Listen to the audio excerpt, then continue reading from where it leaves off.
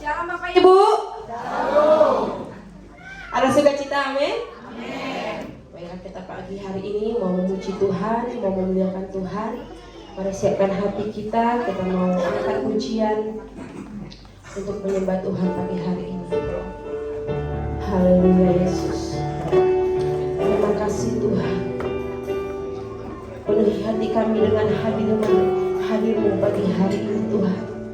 Kami merasakan kasih-Mu di tempat ini Tuhan. Terima kasih Bapa. Kami ingin merasakan kasih-Mu dan indahnya kekudusan-Mu di tempat ini Bapa. Haleluya Yesus.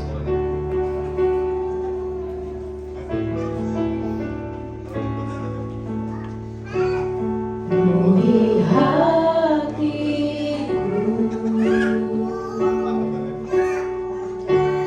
dengan hadir-Mu.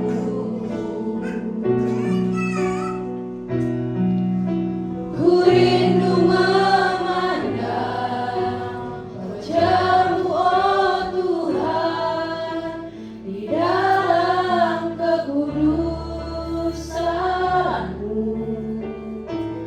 Bawaku dekat dalam hati-Mu.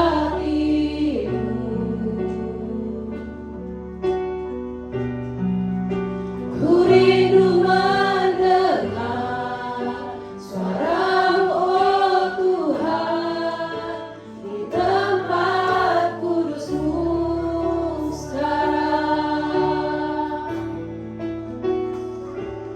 Ku rasakan kasih-Mu dan indahnya kekudusan-Mu. Penuhi dengan kasih-Mu, diam di hadirat-Mu. Ku mengangkat tanganku dan ku bersyukur menyembah-Mu. Penuhi dengan kasih-Mu, diam di hadirat-Mu. Haleluya Yesus. Penuhi hatiku dengan hadir-Mu.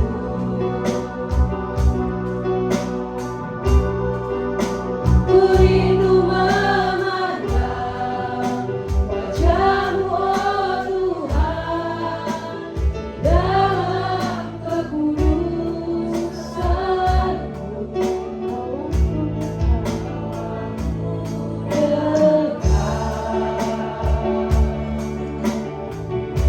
Dekat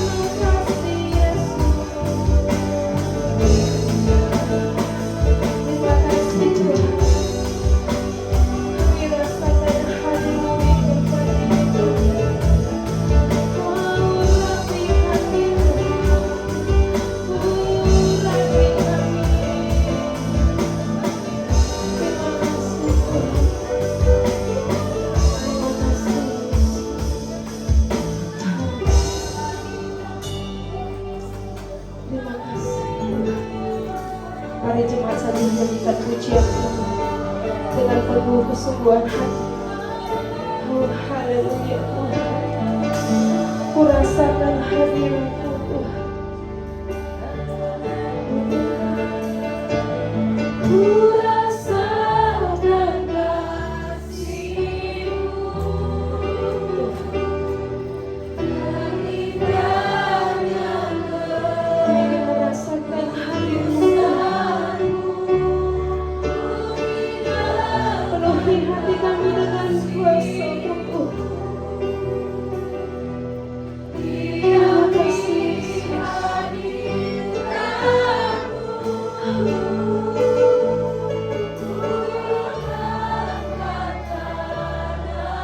ini kami Tuhan di tempat ini Tuhan. Kau melihat yang terangkat di tempat ini Tuhan. Biarlah kami boleh menyenangkan hati-Mu Tuhan. Oh, terima kasih Yesus. Terima kasih Tuhan. Haleluya.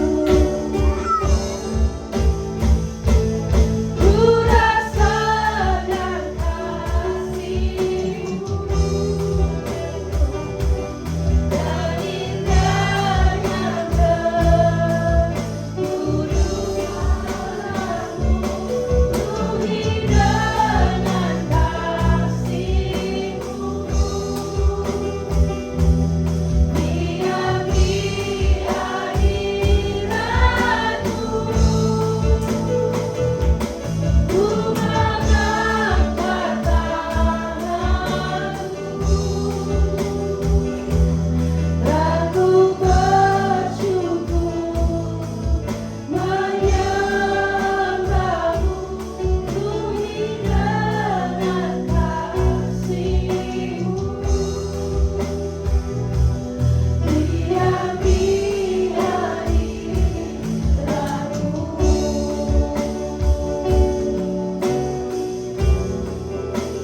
Haleluya Tuhan. Terima kasih Yesus. Mari sembah Dia Tuhan. Mari sembah Bapa kita yang kekal. Naikkan pujian-Mu kepada Tuhan. Naikkan sembah-Mu kepada Tuhan pagi hari ini. Karena Tuhan begitu baik dalam hidup kita pribadi lepas pribadi. Tuhan tidak pernah meninggalkan kita. Sekalipun kita saat ini dalam kesusahan, tapi Tuhan tetap ada bagi kita. Oh Yesus,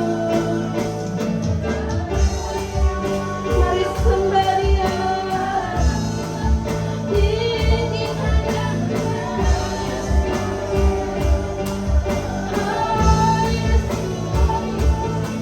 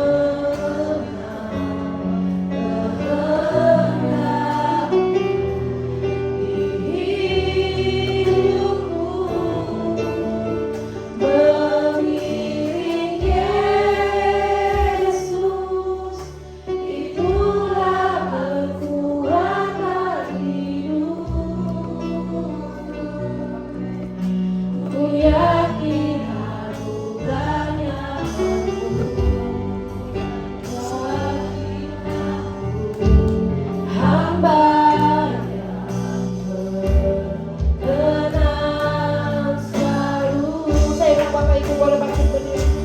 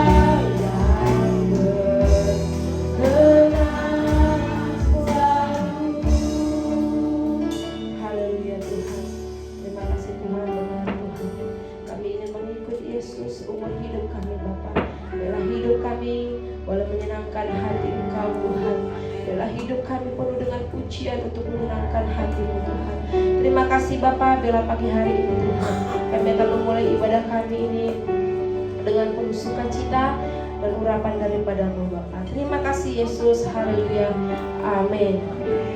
Shalom bagi kita semua Bapak Ibu. Ada sukacita, amin. Boleh salam kiri kanan yang katakan Tuhan Yesus baik. Haleluya. Kita mau bersorak-sorak memuji Tuhan. Siap Bapak Ibu? Sebab kasih Allah tak berkesudahan dalam kehidupan kita. Amin. Haleluya.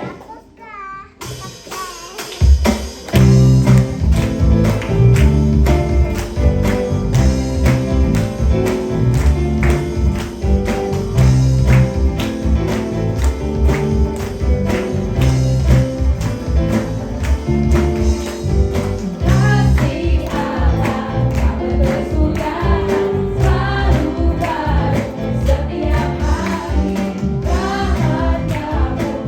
rahmat-Nya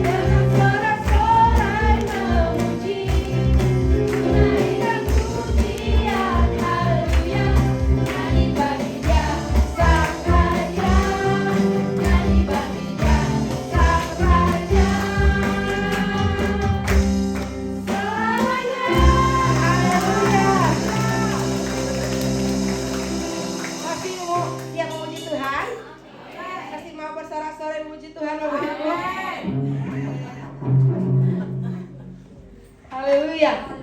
Dengan semangat ya, wajahnya masih mutung aku lihat ya. Mana doa sukacita, katanya mau bersorak-sorai memuji Tuhan, tapi masih banyak yang diam, masih banyak yang melihat kiri kanan. Kita siap memuji Tuhan, amin? Amin. Haleluya. Haleluya Tuhan, ajaibkah Tuhan dalam kehidupan kami. Bapa adalah Allah yang agung dan perkasa. Haleluya.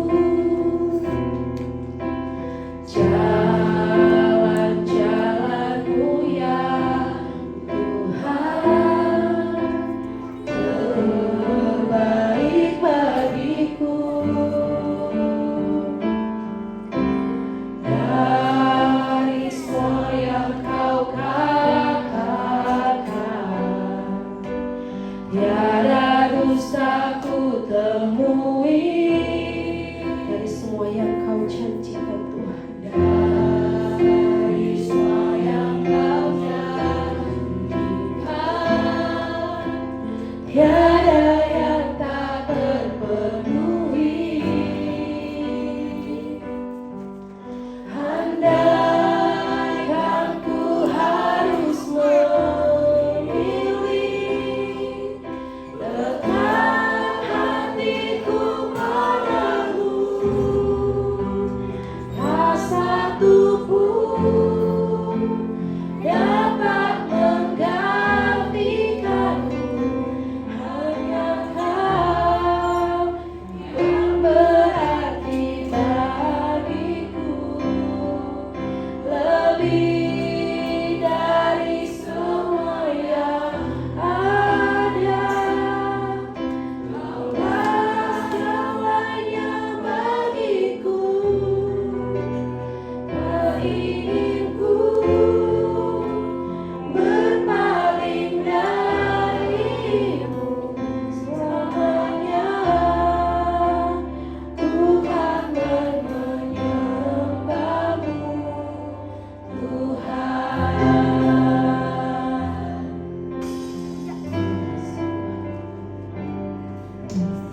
Kasih setiamu, Tuhan, lebih dari hidupku. Jalan-jalanmu ya Tuhan, terbaik bagiku. Dari semua yang katakan, tiada dusta ku temui.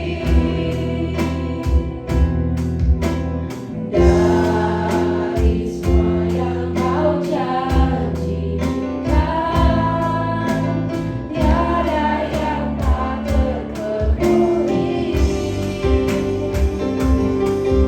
Andaikan ku harus memilih, tetap hatiku padamu. Tak satu pun dapat menggantikanmu. Hanya Kau yang berarti bagiku, lebih dari semua yang ada. Kaulah segalanya bagiku, tak ingin ku berpaling darimu selamanya. Tuhan menyembahmu, Tuhan. Andaikan ku harus memilih, tetap hatiku padamu. Tak satu pun dapat menggantikanmu.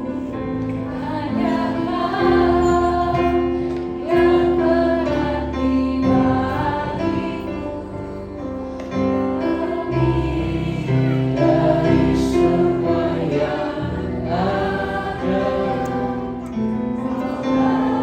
Segalanya bagiku, tak ingin ku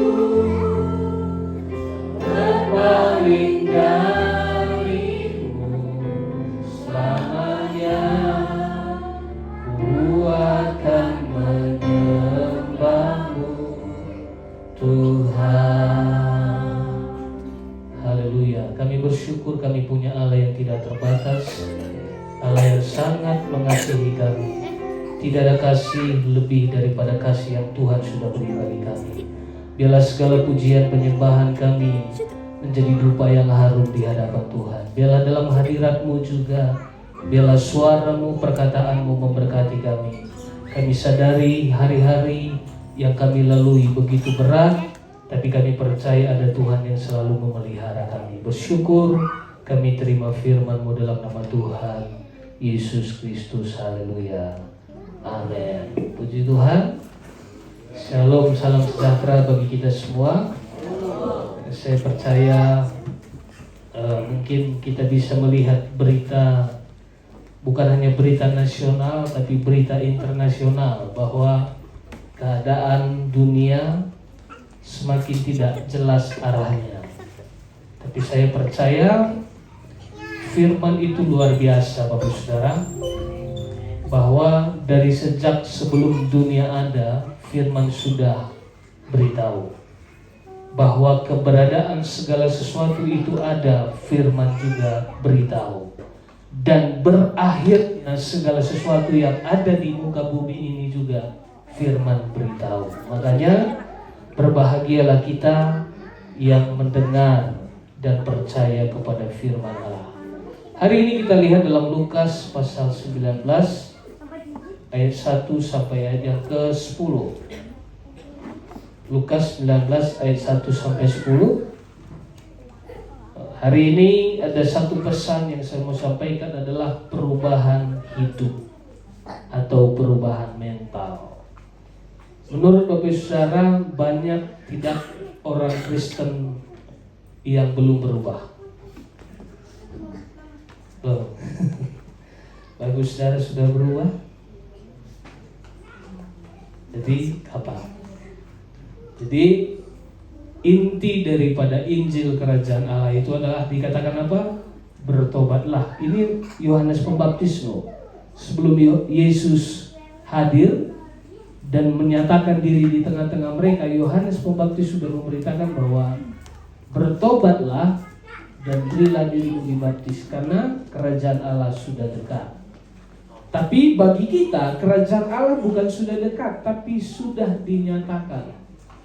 Artinya telah dinyatakan, bukan lagi dinantikan. Sesuatu yang dinyatakan berarti sudah jelas. Dan mungkin hari ini saya coba mengajak kita melihat bahwa kita bisa melihat setiap peristiwa di mana perjumpaan dengan Yesus itu ada satu bukan hanya ada satu mujizat yang dinyatakan, bahkan bukan hanya kemuliaan Allah yang dinyatakan, tapi ada orang-orang tertentu yang mengalami kehadiran Tuhan itu, hidupnya diubahkan. Ada banyak itu, bahkan bisa kita melihat di 2 minggu lalu. Peristiwa di mana ada seorang pengemis buta yang mengemis di pinggir jalan ketika Yesus mengadakan perjalanan menuju Yerusalem. Dan sebelum mereka memasuki kota Yeriko, ada pengemis buta. Dan pengemis buta itu berseru, Daud, bahwa Yesus anak Daud, kasihanilah aku. Artinya bahwa kita bisa melihat ada seorang pengemis buta, ketika dia berseru kepada Yesus, dikatakan Mesias, anak Daud, kasihanilah aku. Dan dia tanggalkan jubahnya. Tahu jubah pengemis itu identitas dirinya, pengharapannya, andalannya, satu-satunya yang menjadi alat bagi dia untuk mencari nafkah. Dan dia tanggalkan itu dan dia datang kepada Yesus. Dan Yesus bertanya, apa yang engkau hendak aku perbuat bagimu? Dan apa yang pengemis buta itu katakan? Aku ingin melihat. Dan apa yang Yesus katakan? Imanmu telah menyelamatkan engkau. Artinya satu hal, Yesus memberi pesan utama bahwa keselamatan itu berkat utamanya. Imanmu telah menyelamatkan engkau. Kenapa dikatakan imanmu menyelamatkan engkau? Karena dia mengenal siapa Yesus. Dan dia suarakan, bahkan ketika orang berkata, diamlah, dia berseru semakin keras, Yesus anak Daud. Artinya ketika dia berkata Yesus anak Daud, bahwa Yesus yang ada di tengah-tengah mereka itu adalah Mesias yang menyelamatkan umatnya. Artinya apa yang dia sampaikan, apa yang dia suarakan itu benar, bahwa yang ada di tengah-tengah mereka itu adalah juru selamat. Makanya Yesus berkata, imanmu telah menyelamatkan engkau, dan melihatlah. Kalau mujizat itu gampang bagi Tuhan, makanya dikatakan seketika itu melihatlah ia. Kalau ia melihat, siapa yang pertama dilihatnya? Pasti Yesus. Kalau saya tidak tahu Bapak Saudara, entah siapa atau apa yang Bapak Saudara ingin lihat, ya. Mungkin keindahan-keindahan lain atau bicara soal kekekalan pun Bapak Saudara tidak peduli soal pribadi Allah, hanya berpeduli yang penting saya ke surga. Kalau nggak ada Allah di situ, kalau nggak ada Yesus di situ, nggak ada surga itu. Jadi saya berharap kita semua menjadi orang-orang yang selalu tertuju kepada Tuhan. Makanya perjumpaan dengan Kristus itu mengubah setiap kehidupan. Ya, kehadiran kuasanya bukan hanya menyatakan mujizat seperti yang saya katakan tadi. Setiap yang menerima berkat utama keselamatan itu hidupnya pasti dibaharui. Artinya bertobat. Oke, kita lihat dalam Lukas tadi pasal 19 ayat 1 sampai 7 ya. Ayat 1 sampai ayat yang ke-10. Saya baca ayat pertama, Bapak Saudara ayat kedua, kita baca sampai ayat 10.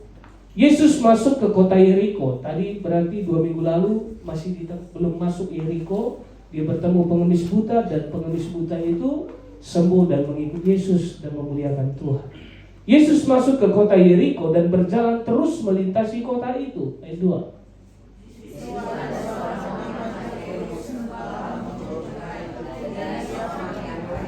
Ayat 3.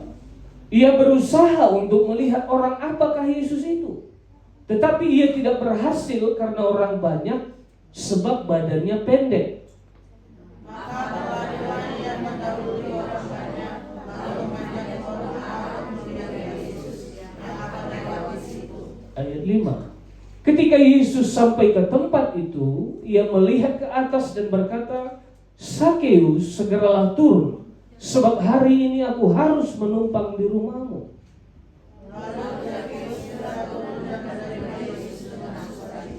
Ayat 7.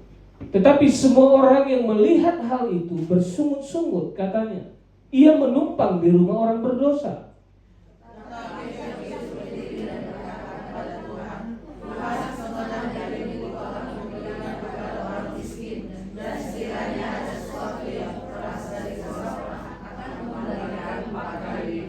Ayat 9. Kata Yesus kepadanya, hari ini telah terjadi keselamatan kepada rumah ini, karena orang ini pun anak Abraham. Sebab anak manusia datang untuk mencari dan menyelamatkan yang hilang. Oke, terima kasih Bapak Biasa. Jadi kita bisa melihat ketika Yesus masuk ke kota Yeriko, dikatakan dia terus berjalan berkeliling. Makanya satu hal yang luar biasa yang saya lihat bahwa Yesus ditolak atau diterima, dihujat, dihina, atau bahkan mau dianiaya pun, dia tetap maju untuk terus memberkati banyak orang. Dan mungkin saya perlu beri sedikit penjelasan mengenai Sakeus. Sakeus itu singkatan untuk Zakaria, atau artinya yang murni. Apa? Murni. Jadi arti Sakeus itu singkatan dari Zakaria, Zakarios, artinya yang murni. Dan dikatakan tadi dia kepala pemungut cukai. Tetapi Sakeus ini berarti yang namanya tadi murni, tetapi dikatakan dia dibenci oleh orang Yahudi. Kenapa dia dibenci oleh orang Yahudi? Karena dianggap pengkhianat bangsa. Karena dia bukan hanya pemungut cukai, tapi kepala. Jadi paham ya, kalau udah artinya kepala itu berarti sudah bukan posisi, ibaratnya kepala bea cukai zaman sekarang ya. Kalau zaman kita sekarang bukan hanya pegawai cukai, bukan hanya kepala bagian, tetapi memang dia adalah kepala pemungut cukai. Dan dia dibenci oleh orang Yahudi karena dianggap pengkhianat bangsa, karena semua cukai itu dibawa kepada Kekaisaran Romawi karena dia dipercayakan. Dan pastinya dia juga dianggap mengambil keuntungan. Makanya dikatakan dia tidak jujur karena mengambil lebih dari jumlah pajak yang seharusnya. Dan dianggap orang berdosa sehingga dijauhi oleh masyarakat Yahudi dan pemimpin Yahudi. Jadi Sakeus, kepala pemungut cukai ini dianggap berdosa sehingga dijauhi oleh orang-orang Yahudi. Dan mungkin bicara soal uang memang udah pasti jadi hal yang rumit menurut hal-hal gereja. Makanya banyak juga gereja tabu masalah uang. Uang memang akan jahat ketika uang itu mengendalikan gereja. Tapi uang itu akan menjadi hamba yang baik kalau gereja itu mengelola uang dengan baik, dengan benar. Jadi jangan sampai kehidupan Bapak Saudara ditentukan nilai materi. Itu Bapak Saudara yang sendiri yang merendahkan hidupmu di hadapan Tuhan. Tidak ada yang dapat membeli dirimu, karena uang tidak pernah menghadirkan kehidupan, dan tidak ada yang dapat uang menjamin kehidupan. Tetapi hidup memerlukan uang. Jadi saya berharap bijak-bijaklah mengerti memahami soal uang. Dalam kehidupan iman rohani, saya perlu katakan tadi, makanya perubahan mental, perubahan hidup itu perubahan mental. Dalam kehidupan iman atau kehidupan rohani, mental itu berkaitan dengan hati dan pikiran yang diperbarui oleh Tuhan. Sama seperti Sakeus yang tadinya pikirannya hanya duit, dan duit.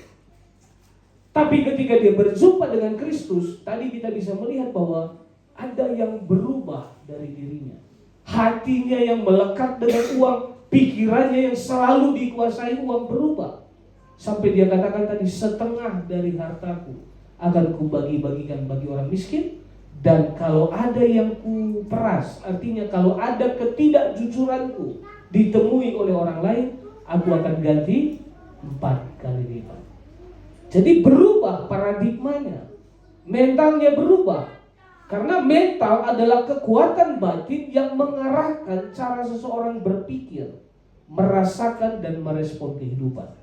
Makanya ketika Yesus ada di rumahnya, kita bisa melihat dia berubah. Semua bukan hanya hati, pikiran, perasaan, emosionalnya, tapi respon kehidupannya pun berubah.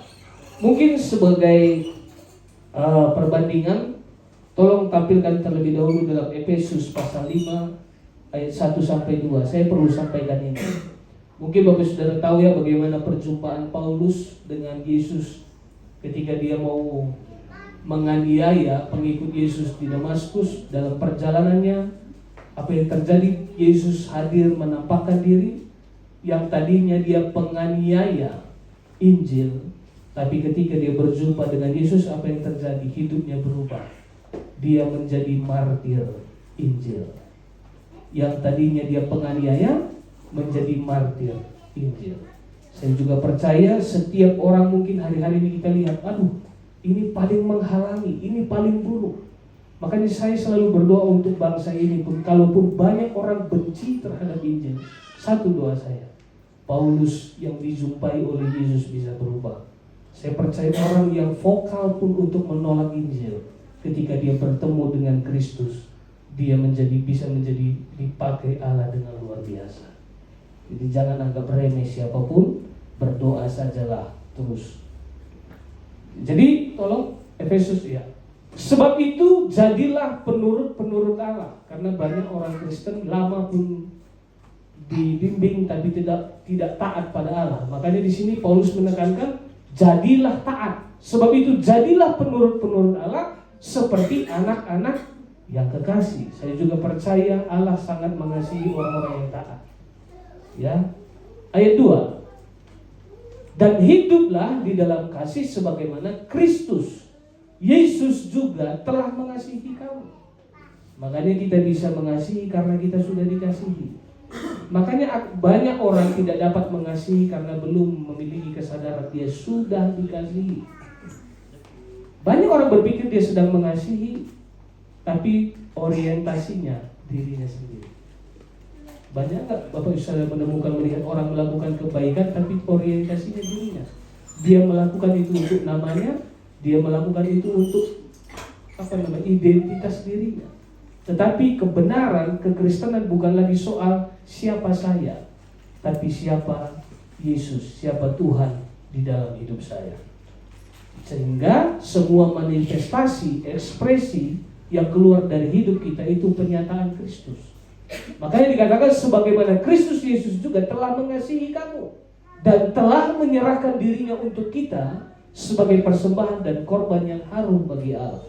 Jadi kita ini indah, kita ini berkenan, kita ini harum di hadapan Allah. Itu bukan karena perbuatan, bukan karena kecakapan kita, tapi karena Kristus yang menjadi pembela kehidupan kita. Ayat 15.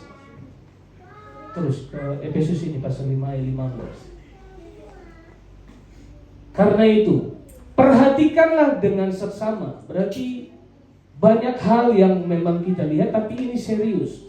Perhatikanlah dengan seksama bagaimana kamu hidup. Bagaimana cara hidup Bapak Saudara sesudah mengenal Kristus.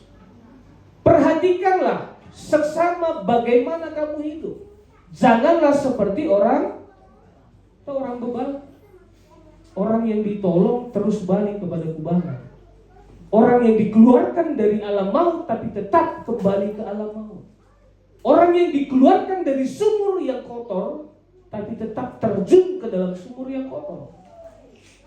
Tapi janganlah seperti orang bebal, tetapi seperti orang arif. Ayat 16. Dan pergunakanlah waktu yang ada, karena hari-hari ini adalah jahat.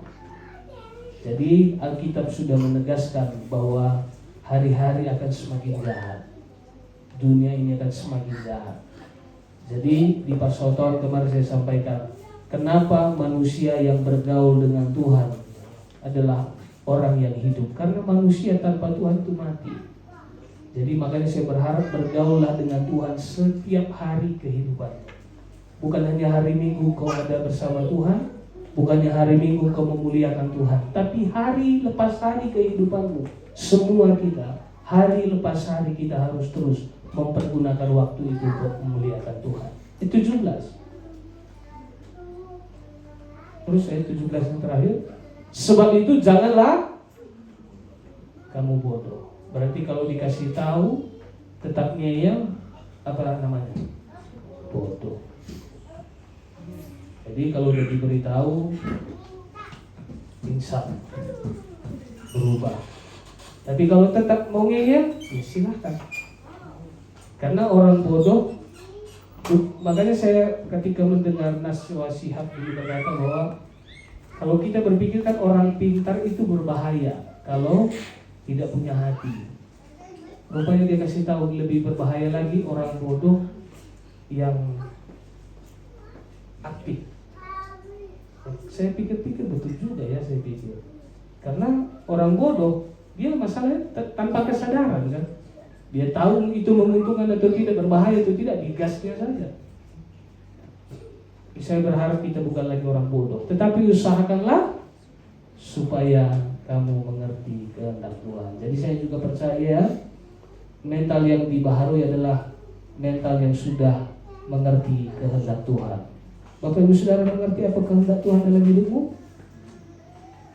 Kalau kurang mengerti, terus bacalah Alkitab supaya kau mengerti ya. Kembali ke Lukas tadi. Jadi cukup jelas di mana bahwa perubahan mental Sakeus ini cukup luar biasa. Coba kita lihat di ayat pertama, Yesus masuk ke kota Yeriko dan berjalan terus melintasi kota itu. Di situ ada seorang bernama Sakeus, kepala pemungut cukai, dan ia seorang yang kaya. Makanya kadang saya bingung juga di negara kita ini, gaji presiden pun rendah kali yang tertulis. Gaji bupati pun kalau nggak salah cuma 10 juta, saya bingung. Kenapa sampai habis miliaran dia gaji 10 juta? Saya hitung-hitung kan, gaji orang pula saya hitung. Karena saya bingung, habiskan ratusan miliar, gajinya cuma 10 juta. Ini bunganya pun tak balik, saya pikir. Saya nggak tahu lah uang masuknya dari mana ya. Tapi yang tertulis itu, kadang itulah ketidakjujuran tadi. Memang bahaya ketidakjujuran ini. Bahaya uang ini. Dikatakan ia seorang yang kaya. Berarti Sakeus ini memang sangat kaya. Karena Alkitab juga menuliskan dia orang kaya. Ayat 3-nya dikatakan begini. Ia berusaha untuk melihat orang apakah Yesus itu. Jadi ini yang luar biasa menurut saya, bahwa ada seorang kepala pemungut cukai yang sangat kaya. Dia kaya secara materi, tetapi dikatakan tadi ketika Yesus berjalan di daerah mereka, ia berusaha untuk melihat orang apakah Yesus itu. Kalau kemarin 2 minggu lalu pengemis buta itu wajarlah Dia mencari, mana tahu, makanya Yesus kasihanilah aku. Tapi ini orang kaya, menurut Bapak Saudara, orang kaya apalagi yang dibutuhkan? Makanya di sini ia berusaha untuk melihat orang apakah Yesus itu. Dan coba lihat, tetapi ia tidak berhasil karena orang banyak, sebab badannya pendek. Oh, berarti kelemahannya ada juga ya. Makanya saya juga renungkan, mungkin orang kaya pun semua punya kelemahan. Setiap manusia punya kelemahan. Ia dikatakan badannya pendek. Tetapi bukan hanya sampai di situ, ayat keempat dikatakan, maka berlarilah ia mendahului orang banyak. Satu hal yang saya pelajari di sini, saya lihat bahwa ketika ada seorang kaya yang begitu hasrat, kemauan besar, kemauan yang tinggi untuk melihat Yesus. Bapak Saudara, kemarin di ibadah pria di Jakarta saya sampaikan begini, bahwa sering sekali orang Kristen nggak serius lagi mencari Tuhan. Bapak Saudara masih serius mencari Tuhan atau lebih serius cari duit? Bapak Saudara lebih gigih mencari uang atau lebih gigih untuk mencari Allah? Bapak Saudara lebih berhasrat mencari Tuhan atau berhasrat mencari duit? Berarti mentalnya belum berubah. Dan mental yang belum berubah artinya tidak layak di dalam kerajaan Allah. Alkitab tidak pernah melarang orang untuk bekerja. Bahkan Alkitab berkata orang yang tidak bekerja tidak layak untuk makan. Tapi Alkitab menegaskan bahwa seperti yang saya katakan tadi, jangan sampai semua yang fana yang selalu kita upayakan, tapi hal-hal yang kekal kita abaikan. Mana? Saya coba seperti yang Alkitab katakan tadi, perhatikan dengan seksama bagaimana hidupmu. Saya mungkin tidak tahu bagaimana hidup Bapak Saudara pribadi lepas pribadi, tapi Tuhan Maha tahu bagaimana kehidupan kita pribadi lepas pribadi. Makanya Alkitab menegaskan dengan perhatikan dengan seksama, perhatikan dengan serius bagaimana hidupmu. Ini seorang kaya saja masih punya hasrat, punya kemauan besar untuk berjumpa dengan Yesus, untuk mencari, untuk melihat Yesus. Bahkan bukan hanya dia berlari mendahului orang banyak padahal pendek. Kalau pendek berarti kalau orang tinggi satu langkah mungkin dia harus dua. Berarti harus ada kelipatan dalam setiap langkahnya, betul? Kalau ada orang tinggi kan dia pendek, berarti kelipatan harus terus dan itu konsisten. Tapi di sini dikatakan dia bukan mendahului satu orang, tapi mendahului orang banyak. Karena setiap kehadiran Yesus memang orang antusias, berbondong-bondong untuk melihat apa mujizat lagi yang dipertontonkan oleh Yesus. Jadi makanya sampai sekarang banyak gereja fokus matanya ini hanya mujizat, hanya perkara-perkara jasmani.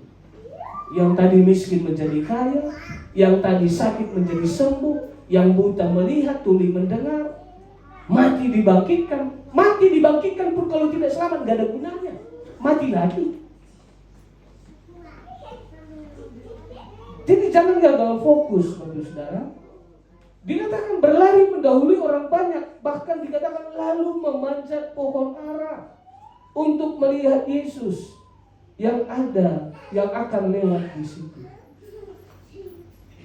Orang kaya manjat pohon untuk melihat Yesus, kurang kerjaan bagi orang lain. Saya tidak tahu bagaimana Bapak Saudara hasrat, kemauanmu, upayamu untuk berjumpa dengan Tuhan. Kalau tidak ada lagi hasrat, kerinduan, upaya, berarti mentalmu benar-benar sudah kedap-kedip, nunggu matinya, nunggu padamnya. Ya, jadi ini pengalaman, termasuk pengalaman bukan hanya Bapak Saudara, hamba-hamba Tuhan, pendeta-pendeta pun. Sering sekali aktivitas pelayanan yang banyak membuat dia capek dan tidak lagi punya hasrat. Letih, lelah. Sehingga aktivitas pelayanannya tadi membuat dia tidak lagi melakukan apa yang mesti dia lakukan, yaitu bersekutu dengan Allah secara pribadi. Makanya saya pun, saudara, saya selalu dengan malu, bahkan mungkin sambil terbaring di tempat tidur, di kasur itu, saya coba selalu mengingat Tuhan dan menyadari siapa aku di hadapan Tuhan. Jadi saya juga tidak tahu Bapak Saudara apa yang membuat Bapak Saudara sering sekali mungkin lelah. Ya udahlah, ya beginilah, sampai jenuh. Dan mungkin juga karena keletihan itu membuat kita, ya udah. Saya berharap Bapak Saudara belajarlah kepada Sakeus ini yang selalu punya rasa haus, kerinduan yang besar untuk berjumpa dengan Yesus. Sampai dikatakan begini ayat kelima, ketika Yesus sampai di tempat itu, di tempat mana? Di tempat Sakeus berada. Ia melihat ke atas dan berkata, Sakeus, segeralah turun sebab hari ini aku harus menumpang di rumah. Jadi Bapak Saudara, banyak orang berpikir kebetulan. Tapi tadi lagu sudah cukup jelas, segala sesuatu ada dalam kendali dan rencana Tuhan. Apakah kalau Bapak Saudara mungkin hidupmu berpikir kau banyak kebetulan, tapi bagi Allah tidak ada kebetulan di dalam pribadi Allah. Halo. Kalau engkau mungkin merasa banyak yang kebetulan dalam hidupmu, tetapi bagi Allah tidak ada yang kebetulan dalam dirinya. Dalam apa yang dia persiapkan, dalam apa yang dia jalani, dan dalam apa yang dia kerjakan, tidak ada yang kebetulan. Dan dikatakan tadi, Yesus sampai ke tempat itu dan melihat ke atas, berkata, Sakeus, segera turun. Hari ini aku harus menumpang di rumahmu. Berarti memang sudah dalam kemahatauan Tuhan, memang sudah ditentukan demikian. Makanya dikatakan harus menumpang di rumahmu. Dan apa yang terjadi ayat ke-6? Lalu Sakeus segera turun dan menerima Yesus dengan sukacita. Saudara, hambar atau masih bersukacita menantikan Tuhan?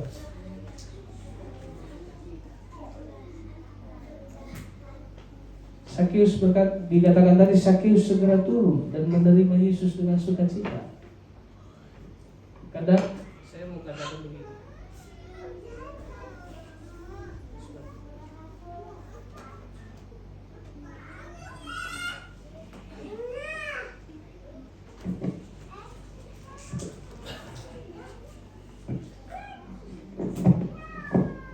Kadang kan mungkin kita merasa, bagaimana saya melakukan sesuatu buat Yesus. Sama seperti peristiwa ketika Yesus berkata bahwa ketika aku lapar, engkau memberi aku makan. Ketika aku haus, engkau memberi aku minum. Ketika aku telanjang, engkau memberi aku pakaian.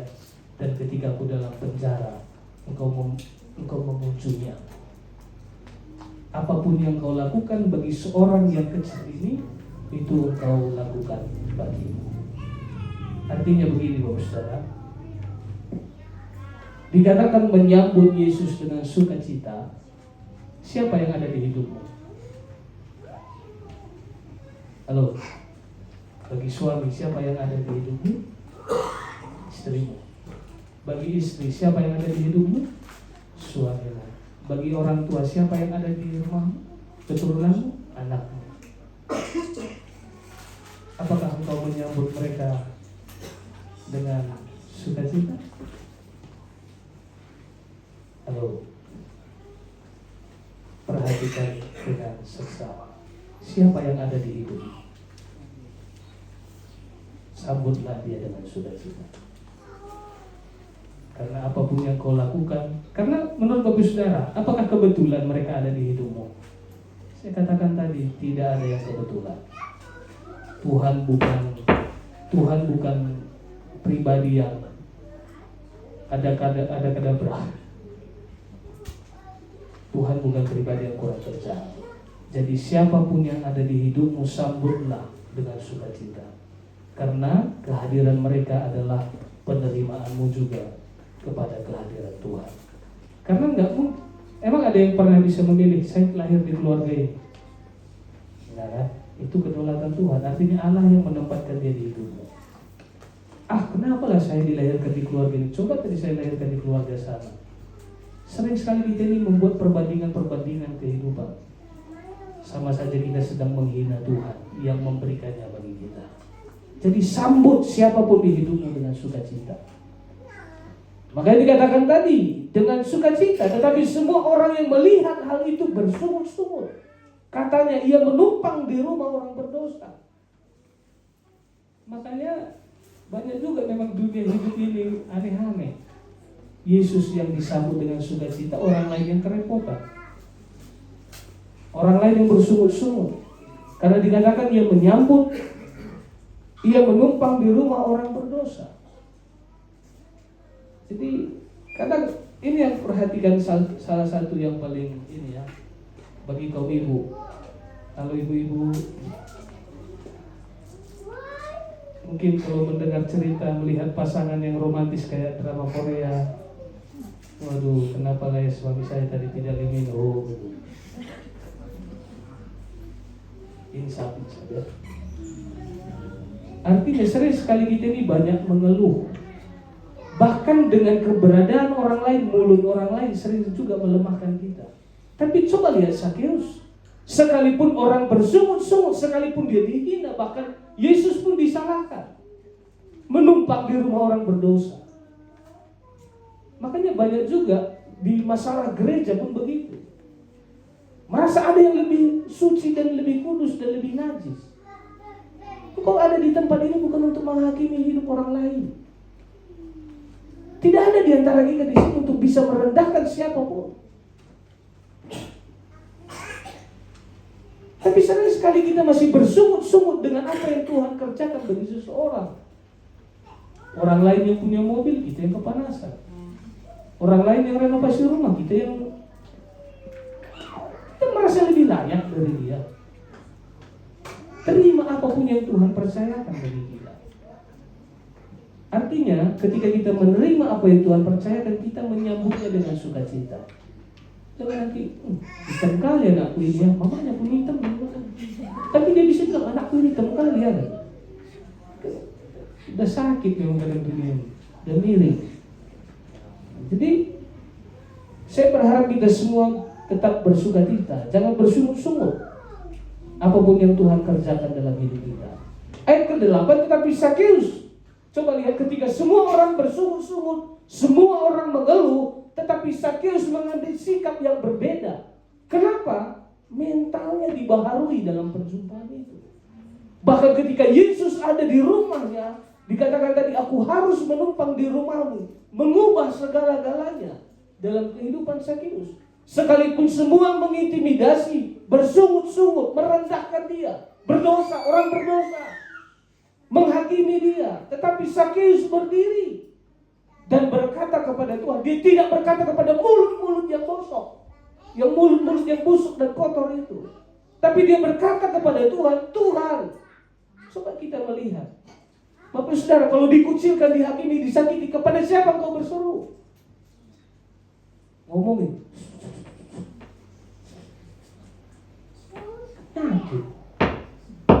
Kalau apapun yang dilakukan orang terhadap kita, coba lihat Sakeus ini, mentalnya luar biasa. Sekalipun dia dihakimi, diintimidasi, direndahkan, dihujat banyak orang, tetapi dia mengambil sikap hidup yang berbeda. Dia berdiri dan berkata kepada Tuhan, bukan ngadu, Tuhan lempar mereka dengan batu, enggak. Bakar mereka hidup-hidup, enggak. Tapi apa yang dikatakan, Tuhan, setengah dari milikku akan kuberikan kepada orang miskin. Saya tidak pernah menemukan, bahkan pendeta pun saya tidak pernah temukan hidup seperti ini. Kenapa? Karena memang sesungguhnya tidak ada perubahan hidup. Kayak saya katakan tadi, Bapak Saudara, bagaimana hidupmu? Saya katakan tadi, udah berubah. Nehi, aca-aca. Coba kita lihat si Sakeus tadi, dikatakan dia tidak mengeluh, dia tidak marah, dia tidak mengadu. apa yang dia lakukan, apa yang orang lain lakukan terhadap dirinya. Tapi dia katakan, Tuhan, setengah dari milikku akan kuberikan kepada orang miskin.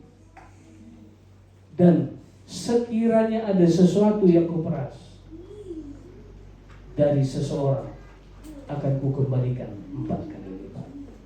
Artinya dalam setiap pertobatan, dalam setiap kehidupan ada tanggung jawab. Dan kita bisa melihat segala sesuatu, dia katakan, aku pertanggungjawabkan. Dia tidak berperkara lagi dengan manusia yang menghujat, menghakimi, mengintimidasi dia, tapi dia langsung berperkara dengan Tuhan. Apapun yang ada padaku, setengahnya kubagikan bagi orang miskin. Dan kalau ada yang kuperas seseorang, ku kembalikan 4 kali lipat. Itu serangan paling tepat bagi mulut-mulut busuk. Jadi kalau ada pun perkataan-perkataan kotor terhadap dirimu, gak perlu kau balas. Bersekutulah dengan Tuhan terus, bergaulah dengan Tuhan terus. Bukan Tuhan, hakimilah dia. Bukan. Tapi hiduplah seturut kehendak Tuhan. Supaya apa? Supaya melalui kehidupanmu juga orang tersebut dipulihkan. Karena saya juga percaya kalau orang yang mukul nggak dibalas, dia pasti penasaran juga. Kenapa orang ini nggak membalasnya? Dilihatnya kita karena Yesus. Akhirnya dia pun datang pada Yesus. Makanya ayat 9 dikatakan begini. Kata Yesus kepadanya, hari ini telah terjadi keselamatan kepada, bukan hanya kepada Sakeus, tapi kepada rumah ini. Artinya semua orang yang ada di tempat itu, karena orang ini pun anak Abraham. Berarti saya juga percaya di dalam setiap kehidupan seseorang yang diubahkan, saya percaya akan banyak hidup-hidup yang diubahkan. Dalam setiap satu pribadi yang berubah, akan banyak pribadi-pribadi yang juga masuk dalam perubahan.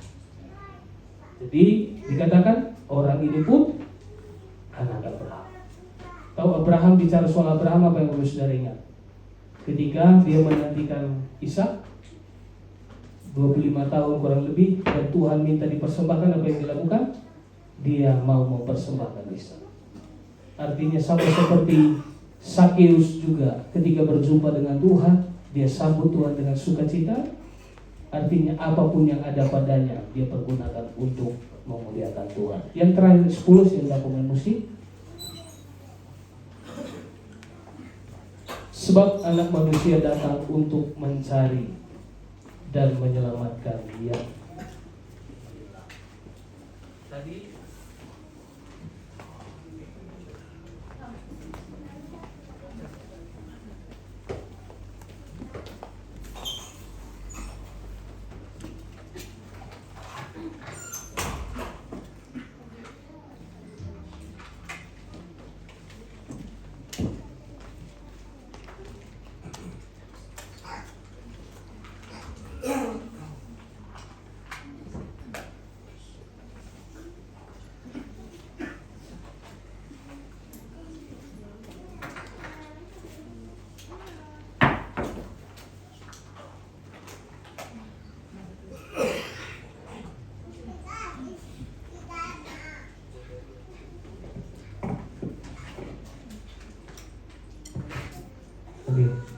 sebab anak manusia datang untuk mencari dan menyelamatkan yang hilang. Saya percaya kita juga biarlah belajar seperti Sakeus tadi. Ketika berjumpa dengan Tuhan, hidup kita dibaharui. Sehingga kita sebagai pendiri, kita akan lagu tadi yang lagu awal, penuhi hatiku dengan hadirmu.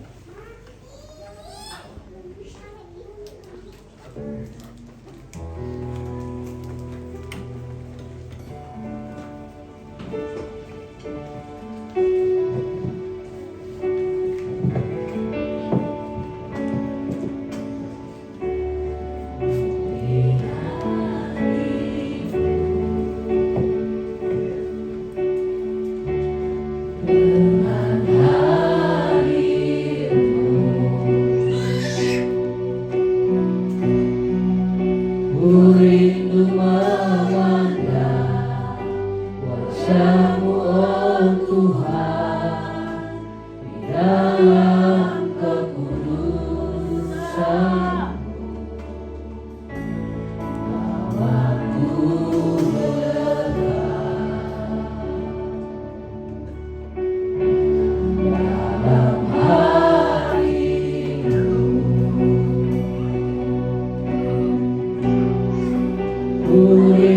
mendengar suara-Mu, oh Tuhan, di tempat kudus-Mu sekarang. Ku rasakan kasih-Mu dan indahnya kekudusan-Mu, penuhi dengan kasih-Mu. Diam di hadirat-Mu, ku mengangkat tanganku dan ku bersyukur menyembah-Mu, penuhi dengan kasih-Mu. Diam di hadirat-Mu, ku rasakan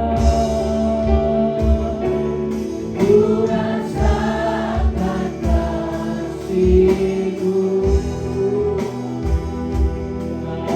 indahnya kekudusan-Mu, penuhi dengan kasih-Mu. Diam di hadirat-Mu, ku mengangkat tanganku dan ku bersyukur menyembah-Mu, penuhi dengan kasih-Mu. Diam di hadirat-Mu. Bapak Saudara, adalah satu hal yang luar biasa. Saya juga percaya tidak secara kebetulan Bapak Saudara datang ke tempat ini. Bukan secara kebetulan Bapak Saudara mengenal siapa itu Yesus. Tapi dengar bahwa dalam setiap kehadiran Yesus ada banyak respon. Ada orang meresponinya karena memang mau beroleh sesuatu. Tapi saya sangat terberkati ketika ada seorang seperti Zakheus. Ketika kehadiran Yesus, dia sambut dengan sukacita. Dia sangat berbahagia. Dia merasa menjadi manusia yang paling beruntung pada waktu itu. Bapak Saudara merasa tidak beruntung ketika Bapak Saudara menerima Yesus. Tapi coba lihat Zakheus, dia merasa dia adalah orang yang paling berbahagia, paling beruntung pada waktu itu, karena Yesus berkata, turunlah, aku harus menumpang di rumahmu. Banyak orang mengintimidasi, menghakimi dia. Tapi apa yang Zakheus katakan? Dia tidak meminta pembelaan dari Tuhan. Dia tidak mengeluh. Tapi coba lihat, ada sesuatu yang berbeda dari hidup. Sering sekali kita ini hanya karena perkataan-perkataan yang keluar dari mulut orang lain membuat kita Tuhan bersalah. Tapi coba lihat Zakheus tadi tidak mengeluh. Tuhan, setengah dari hartaku akan kubagikan bagi orang miskin. Dia tetap menaruh hati bagi banyak orang sekalipun banyak orang menyakiti dia. Sering sekali kita ini terlalu banyak luka dalam diri kita sampai kita ingin melukai semua orang. Itu bukan solusi, Bapak. Kenapa kita ingin melukai orang? Karena kau belum sembuh. Maka saya berharap merasakan kasih Tuhan bagimu. Alami. Saya berharap kehadiran Tuhan itu tidak hampa bagimu. Bila kehadiran Tuhan itu memang sungguh-sungguh kau alami dan mengubah hidupmu. Saya percaya ketika kau diselamatkan, keluargamu, semua yang ada denganmu akan diselamatkan oleh Tuhan. Ku rasakan kasih-Mu.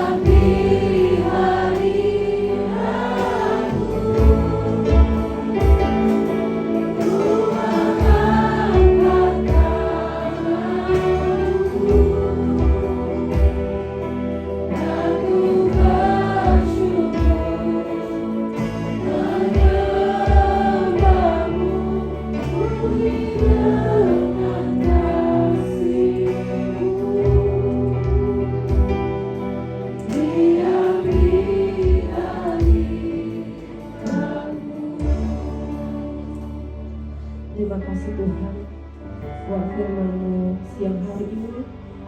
Sungguh memberkati setiap kehidupan kami Bapa. Biarlah Tuhan Engkau berikan kami hikmat kebijaksanaan daripada Engkau, sehingga kami boleh mengerti apa yang menjadi kehendak-Mu dalam kehidupan kami pribadi Tuhan. Bahkan Tuhan kami berdoa juga untuk hamba-Mu yang menyampaikan firman-Mu. Biarlah Tuhan senantiasa memberikan kekuatan, kesehatan, dan setiap pelayanan yang dikerjakan oleh hamba-Mu boleh semakin hari semakin diberkati Tuhan. Terima kasih Bapa, dan kami juga Tuhan, setiap jemaat-jemaat-Mu yang ada di tempat ini, penuhi kami dengan hadir-Mu senantiasa Bapa, sehingga kami boleh tetap mengiring Engkau dalam setiap kehidupan kami Bapa. Terima kasih Tuhan, inilah doa kami dan syukur kami kepada-Mu. Haleluya. Amin. Kita akan mendengarkan pengumuman sepekan.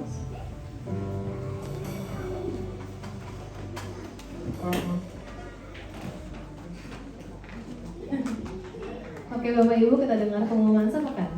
Ibadah sekolah minggu sore ini ada jam 4 sore di gereja. Buat kita yang punya anak, yang punya cucu, kita boleh sama-sama ke gereja, kenalin anak-anak kita sama Tuhan lebih lagi. Kemudian ibadah keluarga ada di hari Jumat 20 Maret 2026 jam 8. Tempatnya nanti akan diupdate lagi di WhatsApp group. Kalau Bapak Ibu ada yang belum masuk WhatsApp group gereja, boleh info saya, nanti akan lebih banyak ada pengumuman lagi di WhatsApp group. Nanti akan diupdate di situ.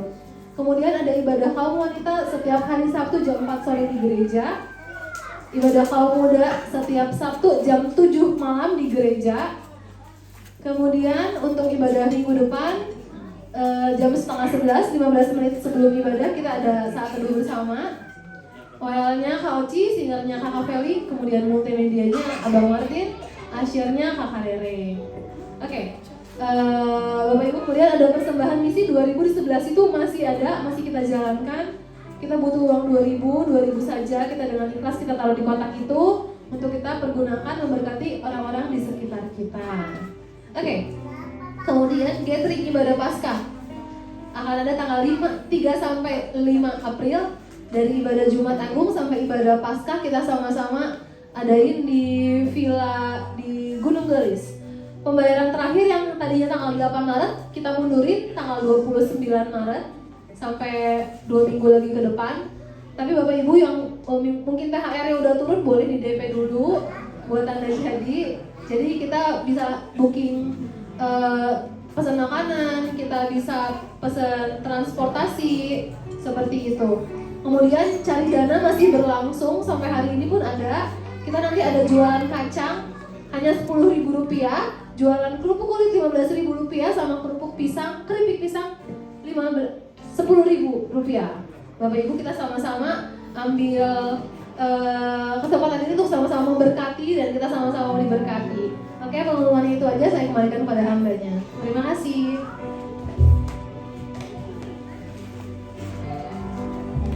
Oke, puji Tuhan, saya percaya semua kita tetap sering mendoakannya. Saya melihat tadi dalam silaban bawa tongkat dia, tapi tetap antusias datang beribadah.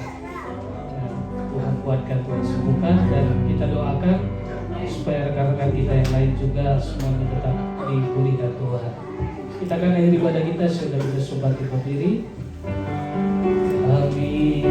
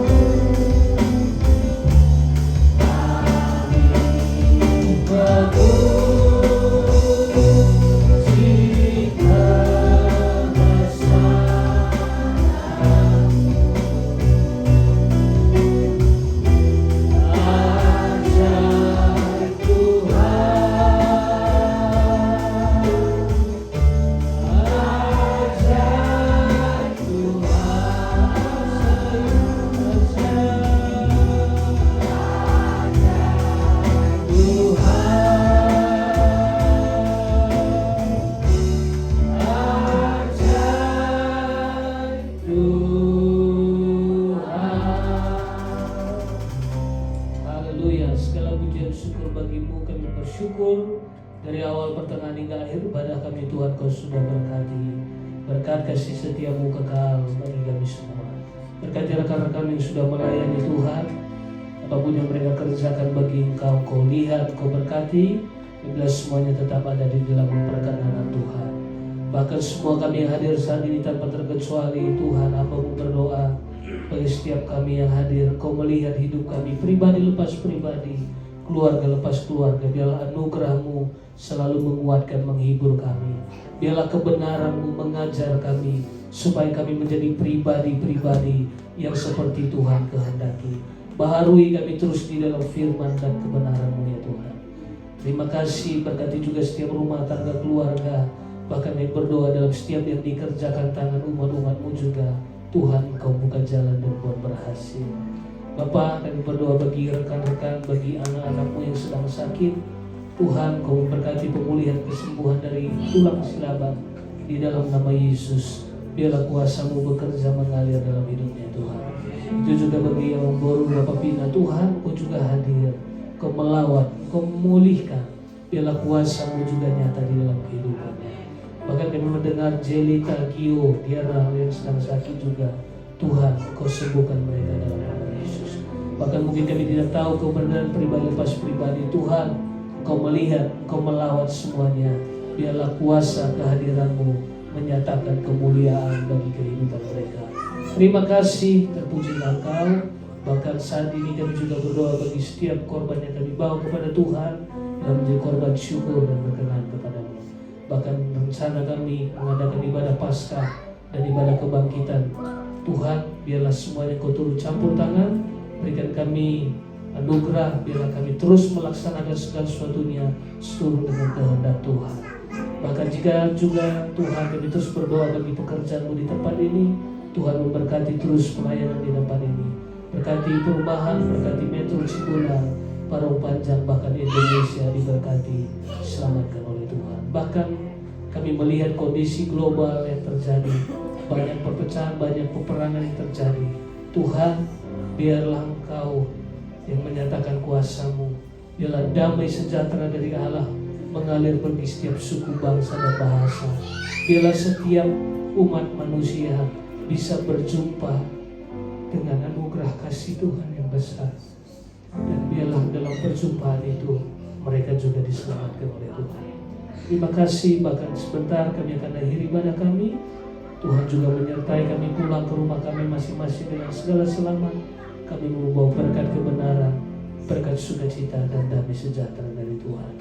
Sebab itu Bapak Saudara, kiranya Tuhan melindungi, memberkati engkau. Ia menyinari engkau dengan wajah-Nya, berikan engkau kasih karunia. Beliau menghadapkan wajah-Nya bagimu, berikan engkau damai sejahtera. Terimalah berkat rahmat sejahtera dari Bapa, cinta kasih Allah yang sempurna dalam Yesus, dan dengan persekutuan dengan Roh-Nya yang kudus, tinggal menyertai kita saat siang hari ini, menjadi kekuatan penghiburan yang terus meneguhkan setiap langkah kita, memberkati rumah tanggamu, keluarga, pekerjaanmu, semuanya dilimpahi dengan anugerah Tuhan. Terimalah semuanya dalam berkat nama Tuhan Yesus Kristus. Yang percaya katakan amin. Selamat hari Minggu, saudara. Tuhan Yesus memberkati.